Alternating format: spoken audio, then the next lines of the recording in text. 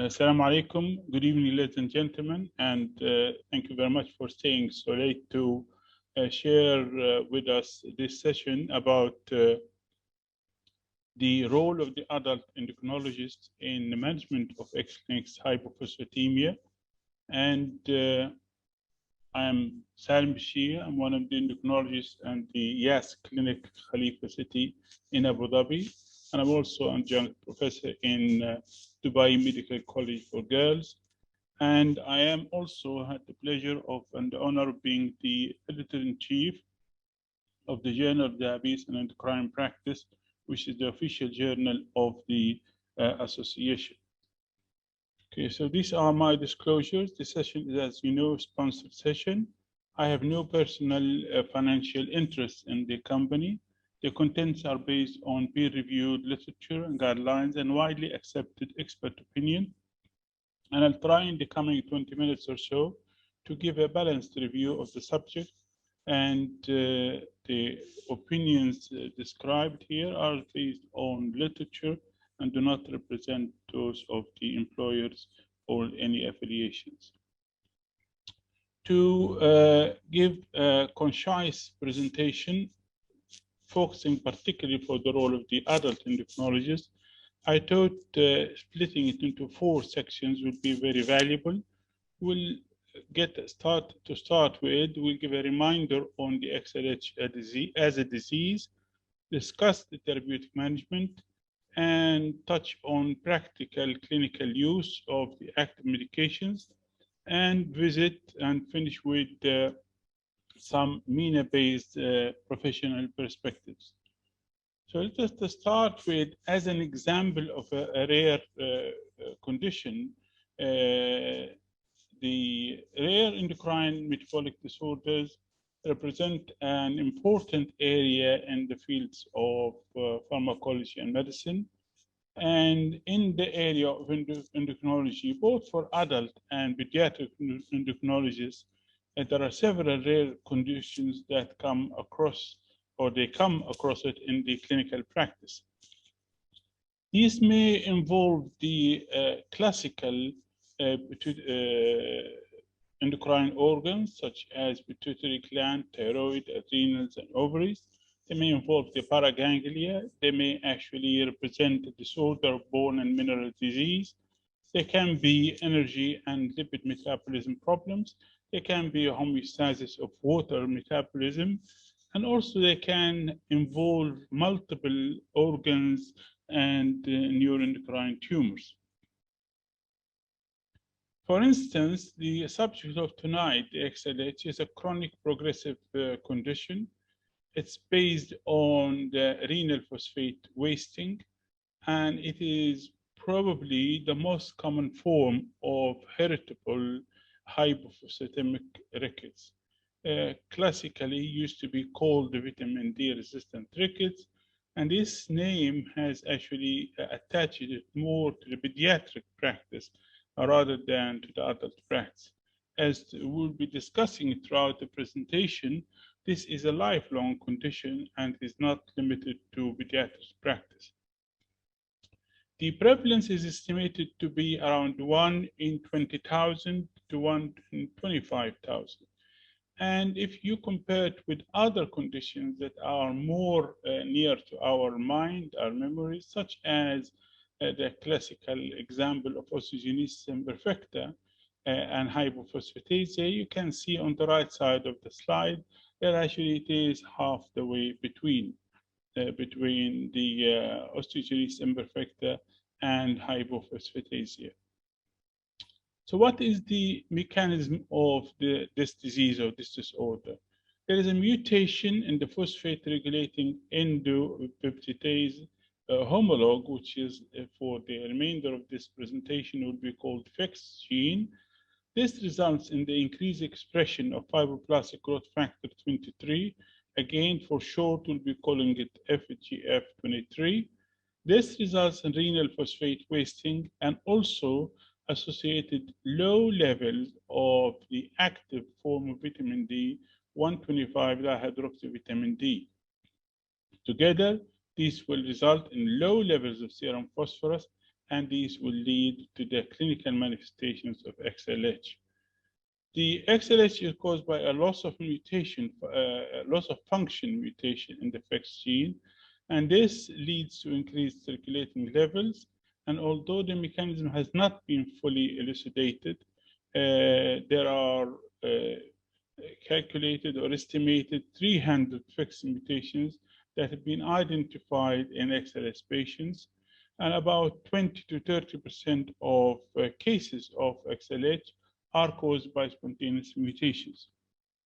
There are no known correlation between the type of the FX mutation and the severity of the XLH itself. Here is the illustration of the pathophysiology of the condition. If we start, I hope you can see my mouse here. We start by the mutation. It results in increased production of the FGF23 in the bones. And this has two lines of action.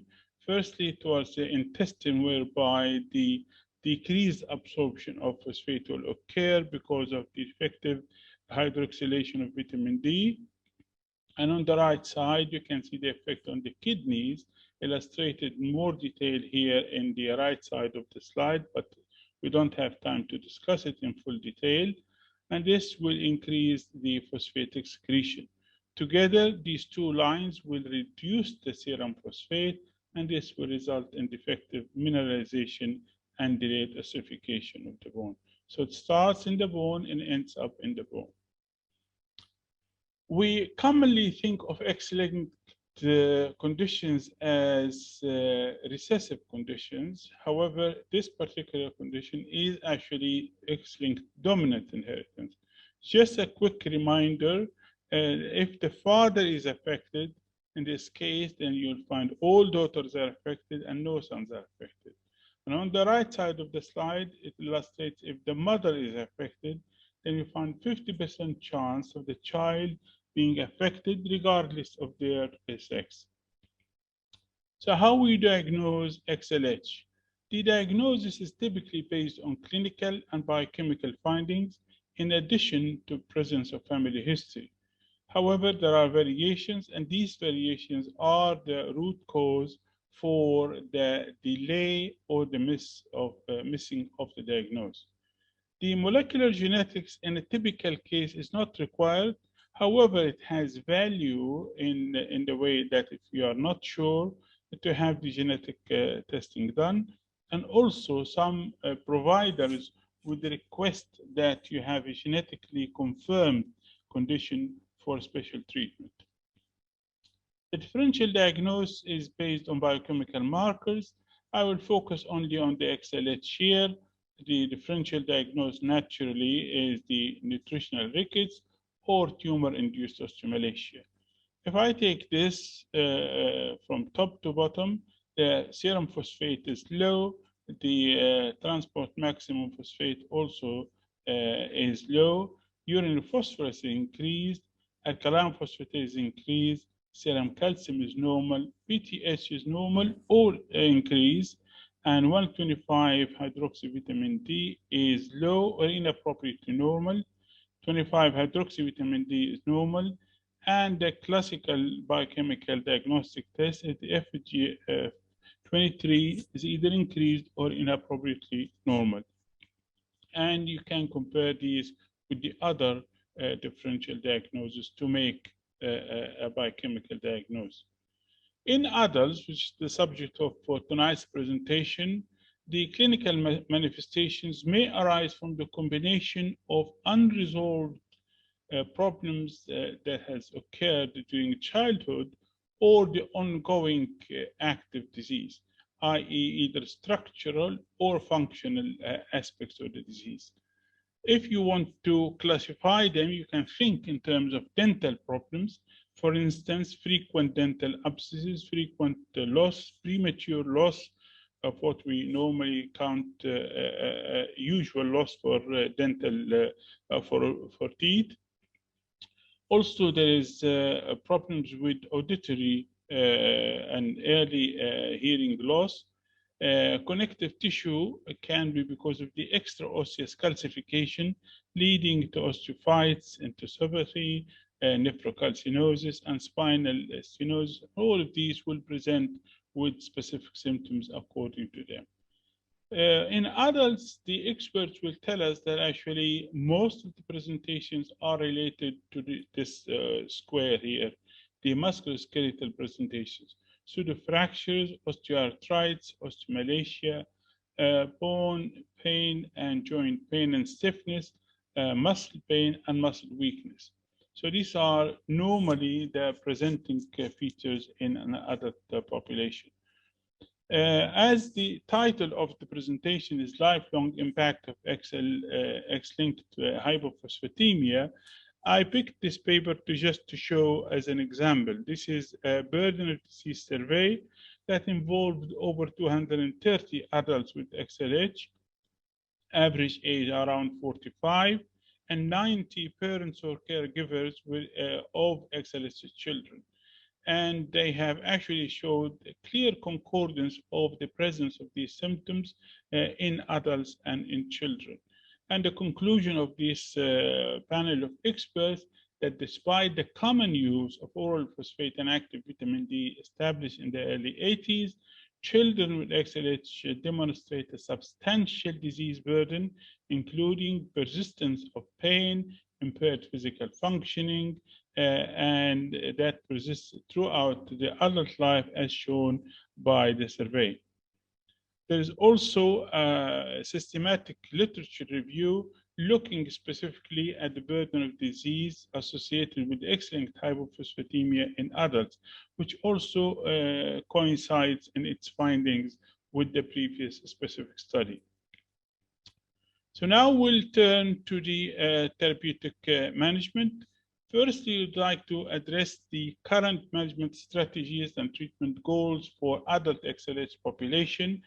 It is controversial whether conventional therapy continuation into adult life is effective because efficacy is not well studied. It is also burdensome and potentially toxic. The goals of management in adults is to promote healing of osteomalacia and pseudofractures, and also facilitate recovery from surgery that these patients will need throughout their adult life, and also reduce the suffering and pain. Treatment in adulthood may not prevent or promote prevention of enteropathy. However, it may be associated with a low risk of dental problems. Only a minority of patients regularly do take their prescribed analgesics and nonsteroidal inflammatory medications because many of them actually, they think it is not effective. This is an example of the adverse effects seen with conventional therapy. You can see on the left-hand side, all the hypers here, hypercalcemia, hypercalciuria, nephrolithiasis and nephrocalcinosis, and also hyperparathyroidism. Here's on the right side, an example of the proportion of nephrocalcinosis in a cohort of adults. It's around more than a quarter of these patients that will have this problem. Also, from a quality of life point of view, frequent dosing, the unpleasant taste of the medication, and the need for regular monitoring decreases the adherence to conventional therapy and leads to reduced therapeutic benefit. Here is the only, the first in the class and the only authorized or registered specific medication, which is purosumab. It's a fully human anti-FGF23 immunoglobulin monoclonal antibody. Here is the protein itself, and here's the graphic representation of the purosumab. It had gone through quite a journey from being a murine 100% mouse to a fully human one. The value of being a fully human one is actually it reduces the immunogenicity, in addition to being more specific and more fully designed to undertake that role. I already shown this before, But I think here I'm adding the presence of the antibodies to the FGF23, and you can see that by antagonizing that, you can improve the vitamin D status, improve the phosphate absorption, improve the phosphate excretion in the kidneys, correct the serum phosphate, and improve mineralization and bone disease. I will just go through examples of the outcome measures that have been shown with this particular agent. I only picked this study to have information from it. And these are adults between 18 to 65, and they have compared them with a placebo around 66 to 68 in each limb, and they have crossed over them later on after the week 24. The primary endpoint was to achieve an improvement in the phosphate. However, quality of life, particularly physical pain, stiffness, were also secondary endpoints. Here's an illustration. I will actually just concentrate on the placebo against the pyrosumab. Here's the serum phosphate concentration. The amber or the orange is the pyrosumab, and the gray is actually the placebo. And you can see clear difference between the two. Here's the stiffness index. The gray is for the placebo, and the orange is for the pyrosumab. And you can see there's a significant improvement in the stiffness index. Also, self-reported pain is improved on the specific treatment in comparison with the placebo, although did not achieve statistical significance in the first part, but this actually later on it was very significant. Fracture healing, which is very important in adults, is also clearly different between the placebo and the active treatment, both clearly numerically and also statistically. This is illustration for the fracture healing here. You can see on the baseline and the week 24, here is the pseudo-fracture in a 38-year-old woman treated with pyrosumab, and here is the pseudo-fracture, and here is the healing process. As you can see clearly, they're very smooth and very fully healed.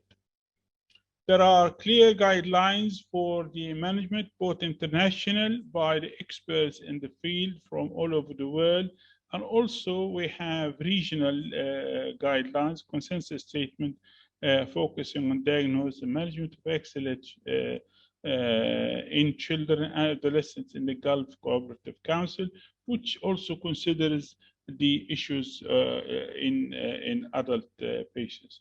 This is an illustration from our own paper. I had the pleasure of being amongst the Gulf group, the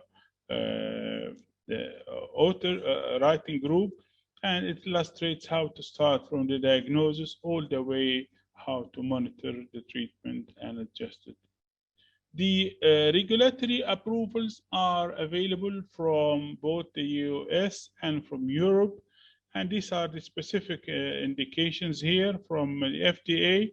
Treatment of XLH in adult and pediatric patients 6 months or above. European indicated for treatment of X-linked hypophosphatemia in children and adolescents 1 to 17 years with radiographic evidence of bone disease, and also in adults.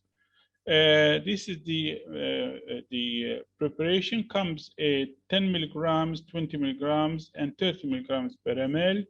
And this is the dose recommendation for adults 18 years and above. The recommended dose is 1 milligram per kilogram given every 4 weeks.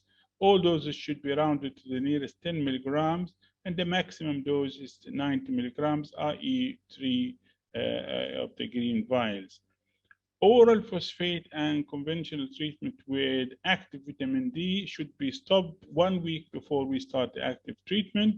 For an audience like tonight, I think they are very familiar with the routes of subcutaneous administration. It's exactly the same as insulin. So you can upper arm, abdomen, or buttocks. avoiding the usual places, raw skin, infected skin, etc., etc. And rotation is recommended. The monitoring, once you start the treatment, you need the serum phosphate reassessed on a monthly basis, measured 2 weeks post-dose for the first 3 months, and then thereafter as appropriate. I personally feel measuring it every 3 months is not actually a very high burden. The phosphate should be measured 2 weeks after any dose adjustment. And if the serum phosphorus is above the normal range, a recommendation is to withhold the next dose and reassess the serum phosphorus level after 4 weeks. And the patients must have a serum phosphorus below normal range to be able to reinitiate the treatment. Contraindications are concomitant use of conventional treatment when serum phosphorus is within or above the normal range, and patients with severe renal impairment or end-stage renal disease. There are special recommendations for those involved in the management involving pregnancy, lactation, and in the elderly. The professional issues, we have been increasingly interested in this part of the world in the condition. The reason driving this is the fact that actually we are a region of the world where there is a lot of intermarriages, and we think that actually genetic diseases do occur more often than other parts of the world. To try and see the professionals' perception and practices concerning this condition, Asma Deeb and colleagues studied the knowledge and practices of pediatric endocrinologists in Arab countries. And in this very meeting, you can see one of our posters here on the e-posters on the awareness of adult and pediatric physicians of the burden, presentation, and management of X-linked hypophosphatemia, which were included both adult and pediatric physicians. And our region was slightly wider than that of Asma Deeb and colleagues, whereby we included more countries from the Middle East and Africa. The conclusion from both, there is some awareness about the X-linked hypophosphatemic rickets. However, the depth of the knowledge is variable. Our own conclusion from our own poster that actually we feel that the practical information held by pediatric physicians is more solid, as more in depth than those of adults. And therefore, it's important that we highlight this point where patients move from the pediatric to the adult physician practices. So I think this is going to be my last slide.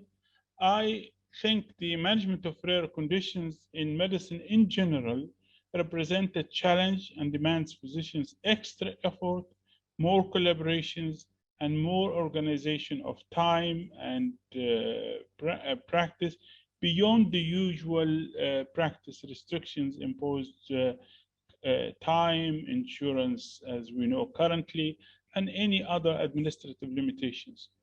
However, in the context of adult endocrine practice in particular, XLH may be seen from patients transferred from pediatric practice or in undiagnosed or lost adults, and also in adults who are coming with their own families, but they have not been picked before. Naturally, understanding the essentials of pathophysiology, diagnosis, and management is essential to build the database for information on how to diagnose and treat these conditions. Concerning therapeutic management, patients and professionals are increasingly getting dissatisfied with conventional treatment, as we have shown in both surveys. And we hope that actually in the future, the specific treatment, which is licensed now, should be the standard of care. To close, I think advocacy, education, and research are three complementary components for optimal care and management of rare conditions such as XLH hypophosphatemia is a classical example for that. Thank you very much.